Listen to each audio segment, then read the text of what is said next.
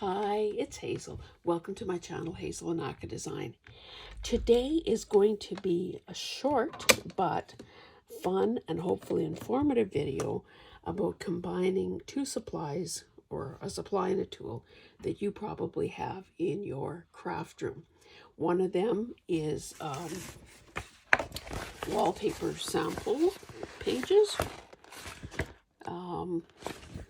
I did a video not so long ago about using wallpaper sample books, and that was without even touching any actual wallpaper, as well as the number of dies that many of us have and don't use nearly often enough. I will do a little cursory overview of how to use a die cutting machine, not because I'm an expert, but because I remember how uncertain or scared I was when I first got my machine and I heard all the creaking and the groaning. And I remember watching Pam from the Paper Outpost. She was the first person I ever saw use her die cutting machine. And I thought it had a lot of possibilities, but again, I was afraid of wrecking something. So let's just say these machines are stronger and more forgiving than they may first appear. I have had to replace my these cutting, what are these things even called? These plates. And the point, I guess, to remember is that you want to try to move your dies around on the surface enough so that you're sort of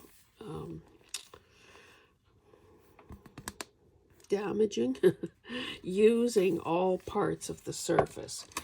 And so I'm just making it my point to turn them over. I know that Celeste from Woodland Inspired is a really experienced die cutting person, and one of the things she suggests, let's actually grab some stuff. So what I did was pre-cut a number of wallpaper pieces, and I'll show you kind of what I did earlier, but let's just, for the sake of this demo, I'll pick this. So what the advice is to sort of try to angle, well, I guess your paper and your die. I wonder if I can get two of these frames on here. And I think this paper is square. Yeah, this paper is square, so I don't know if that. So try to angle it as much. Now there isn't a great, if you're using, I think I pre-cut my things at 5 inches wide and up to about 6 inches long. And of course there are narrower pieces as well. So there isn't a great deal of space, a lot of wiggle room to turn something that is this big. But anyway, we'll give this a shot.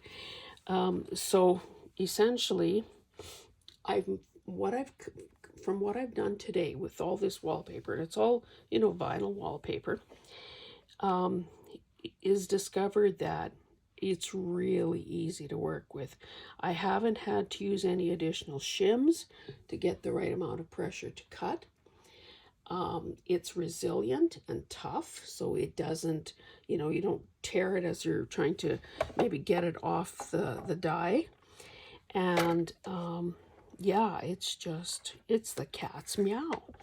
So essentially you want to, I think they call it make a sandwich. So you have this, your substrate, your dies. Whoops, that guy slipped a little bit.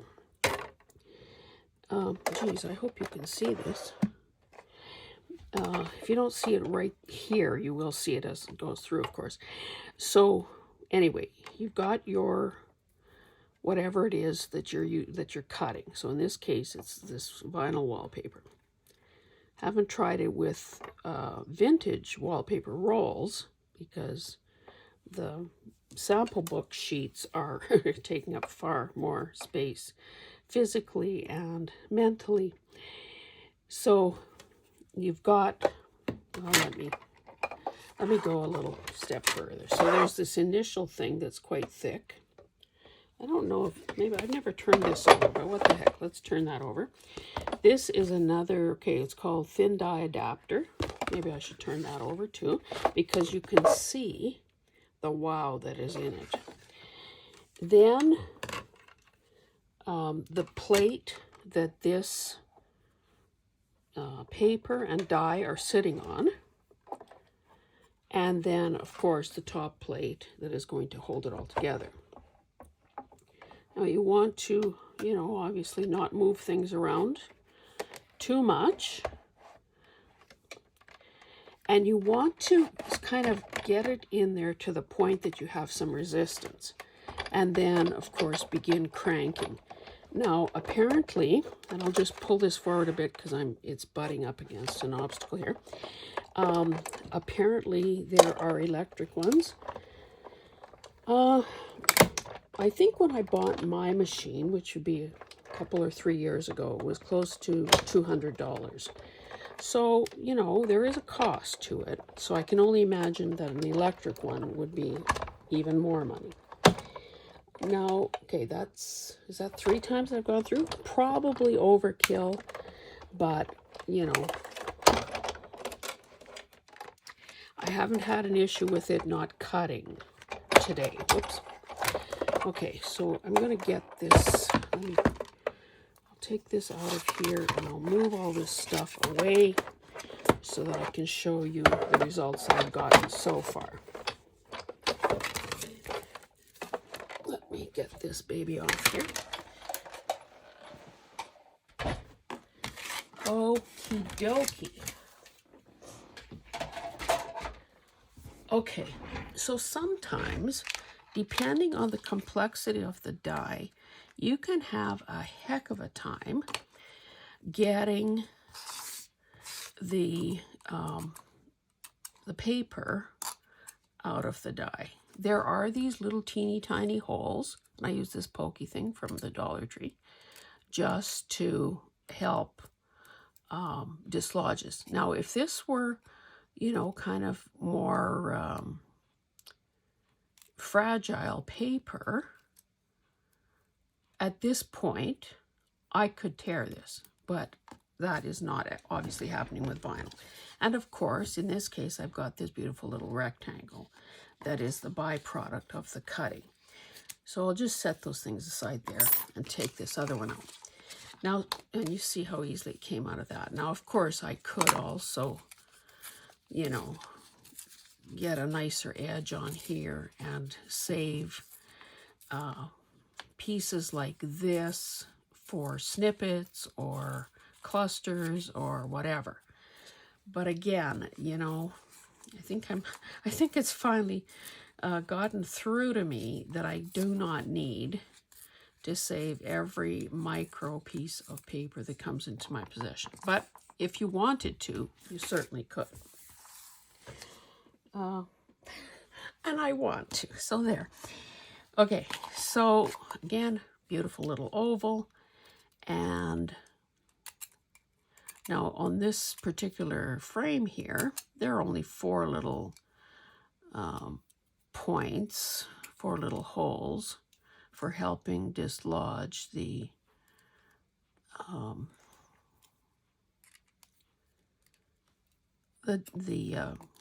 die cut. On a complicated die, there could be many, many more. Now, I was also late to the party in buying one of these tools. It's got this little brush thing, and it's a roller, and this little pad, spongy thing comes with it. You lay the die on there, and this helps loosen it and get it. Now, I haven't had to use that at all today, but it is a tool that is probably worth investing. But let me show you what I've done so far. Maybe it's easiest just to bring this over. So I picked, as I said, I picked a variety of wallpapers. Now this one, I picked it in my least favorite colorway, but this is so beautiful. To me, it looks like crewel embroidery, and you know, it's got texture to it and so on. So I didn't want to play with the nicest ones in case it didn't work well, but you can see that because of the nature of the design, I just made these two tags. And if I would have been paying attention, I would have realized that this is where the staples had gone through in the sample. So, but that could easily be covered up as well. So there's that. I chose this sort of bright green for foliage type shapes, and had done a number of those. And of course, that worked like a charm also. Now, this in itself, if a person were using this, you know, as collage fodder or masterboard or whatever, this might be pretty boring on its own. However, if you combine it with a darker green or a variegated green or something else, it would be a lot better. It would be a lot more interesting. Okay, and of course, I didn't try it, but I'm sure that these things could be inked as well. Here is another tag out of that same, you know, same pattern as this. So that's a good base. And of course, because, I don't know, did I get the wording on any of these? Let's just take a Sharpie. I would have to cover that up anyway and see if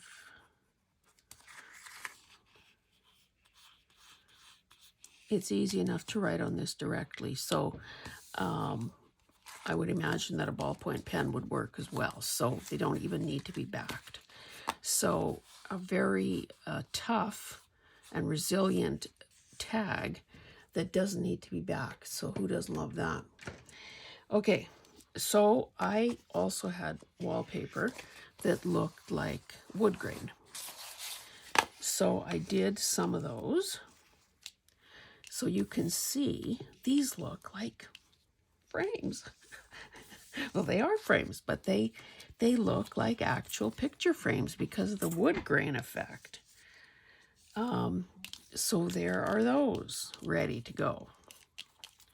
Add them to my pile.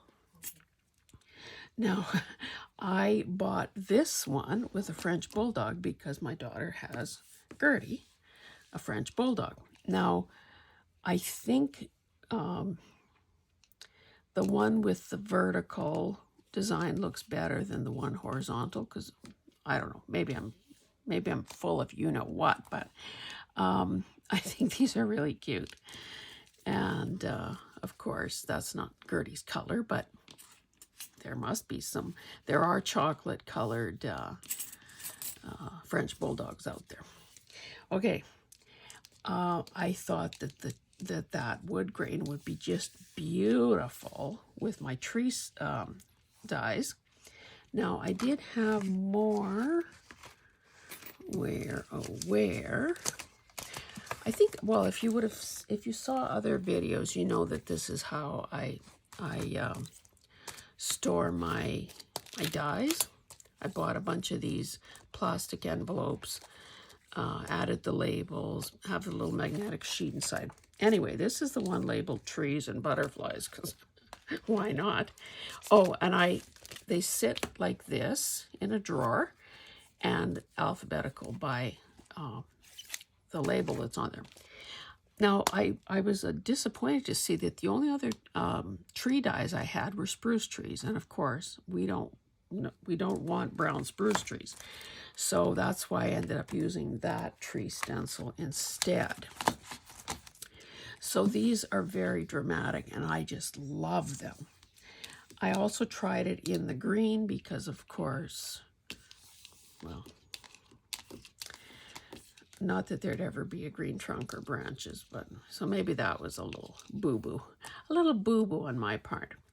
This is very fragile. So, you know, when you do things like this, it's probably best to nail it down as soon as possible before it gets tangled up or damaged. Although there would be less damage done to it because, again, it's vinyl. These branches are so, so, so beautiful. Like, I can't wait to use them. You know, the variegated brown plus the delicate nature of them is just, and they're so linear.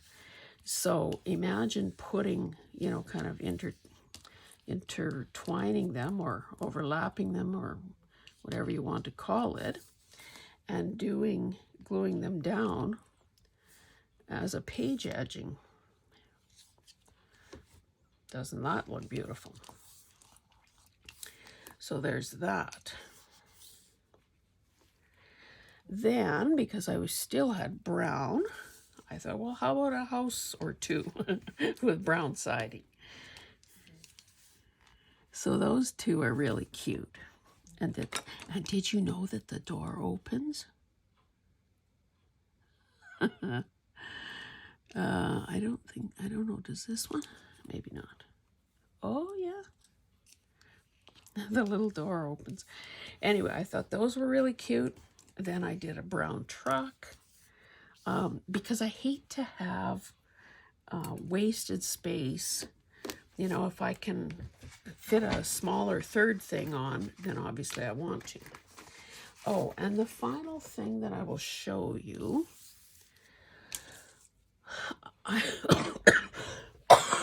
excuse me, somehow, I don't know if my brain doesn't work that way or what, I thought that the result I would get was quite different than what I got. However, that's not to say that I can't or won't use it. That's what I got. So, I mean, that could be effective. Then there are all these little frame type pieces that came out of there. And then these almost look like quilt pieces because they have the little stitching detail around the edge. So I've got some solid shapes. I've got all of these little, you know, open shapes. And then, of course, the big frame type shape. So now I do have to, you know, the one downside of getting organized is forgetting where the new hiding place is, the new storage space. I do have to find where I've got my other dies, my other die cuts, because of course, I have, or do, wait, oh, can I show you that? Nope. Sorry, I thought I knew where I was going. I have stored them because they tend to all be rather small. I have stored them in those little photo albums, those fat little photo albums that have a lot of pages. But of course, as you bulk up each page with multiple pieces of the same kind, before you know it, the book is gaping open and it's not the greatest solution ever. So I do have to figure out a good way to make this stuff accessible, usable, and visible, because I think this is really, well, I don't want to overstate it, but I think it could be a game changer. Now, before I say goodbye, I will also say that for the time being, I have kept these things. Now, this looks pretty good too, as far as I'm concerned.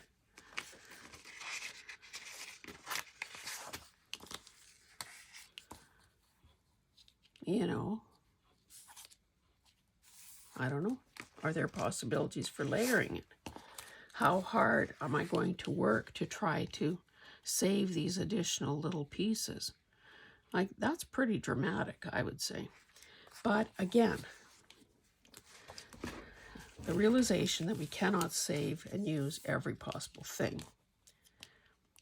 Now, again, because I try to, get as many on as I possibly can, the little margin here, like right there or here, is not very big. Now, maybe this guy could be, sort of cut around and be used. Well, let's just try and see if I know what I'm talking about. Because,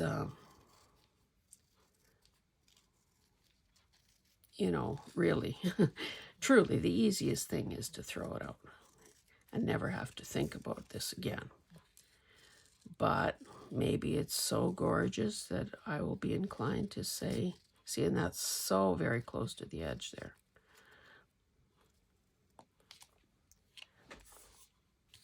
That looks pretty good. Now here, since I probably can't save both, I would pick the one I like more, discard the third one. So just more greenery.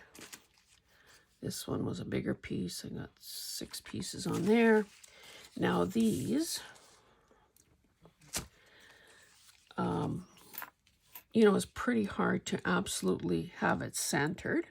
I think I did pretty good on these 2 sides. So, those 2 could be trimmed or they could be decorated in such a way. But again, this is getting to be, it's okay. I guess it's 5 inches wide. So it would fit on most pages. So, this one is probably worth saving. Here's the similar thing for a from a tag, but you can see that it's crooked. So that would mean straightening it out, and I don't know. Probably nothing worth saving there. Frenchy ears. Nothing worth saving here. There's a house. That's probably 2. I would say maybe. Let's just cut this off. Maybe that's worth cutting around. I don't know. Another couple of big 4 frames from around the tree silhouette. No, 3 frames. These are fairly big pieces. So here I would just tear this around and use this sort of acidy green color as the basis of a floral cluster, maybe for a spring journal or, a punch of vibrancy. So there's that. Again, I'm just going to be bold and throw those out. Now, here are the, excuse me. This is obviously part of the tree one as well. I'll do the same here. And, I will throw these others out that I put aside. And, the temptation, of course, is now that I have just a handful of dies out and my machine, that I have a whole bunch of these pieces prepped, because I figured if I took a sheet of wallpaper out, that I should use it all up, or I should at least cut it all up, rather than, do half a sheet and then I still have half a sheet to worry about. So, of course, some of them do have a lot of markings on them. But again, I can't see it being that difficult to cover that up with something. So, I think this is one of those, excuse me, one of those jobs that really lends itself to a mask making session. And of course, because I create a lot of videos, I can't indulge much longer in doing some of these ideas. So it was fun to try this, to prove to myself it could work beautifully, to try to match up the wallpaper design with an appropriate type die, and to dream about the possibilities or brainstorm about the possibilities of how these things can now be used. So I guess I'm going to stop there. I do have a bit of a mess now to clean up. I will be giving this piece, I'll have to trim it down obviously into pieces that will go through the machine. I think I told you 5 inches wide and about 6 inches long. And if they were narrower, then I use them that way. Of course, the smaller the piece, the more piddly the operation. But I do want to use this in a bit more. What I will look for now or next are some maybe more floral, larger,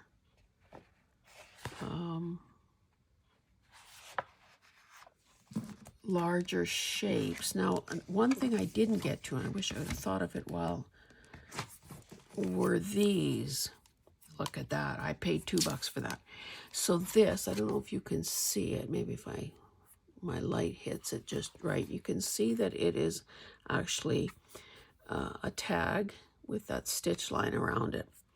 So that could be very beautiful with something like this. Now with these thick ones, and they can be very, very expensive if you buy them new.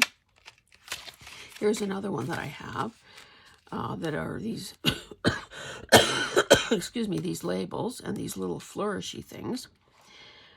It's called Estate. That could be very, very beautiful on an ornate pattern like this. So maybe that's what I'll save myself. I'll save this one to use before I put my machine away.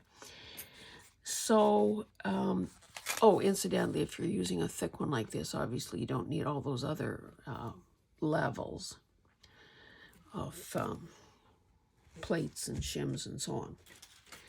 And then, of course, I have all my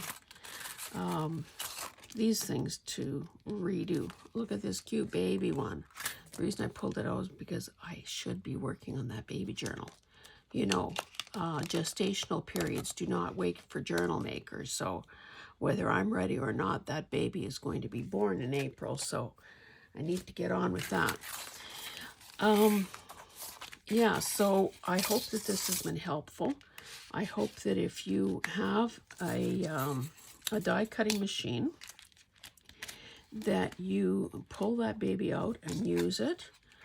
I don't think I've used mine nearly as much as I should have, and yet it's one of those things that every time I do, I'm just so pleased as a rule with the results I get. So by all means, pull out your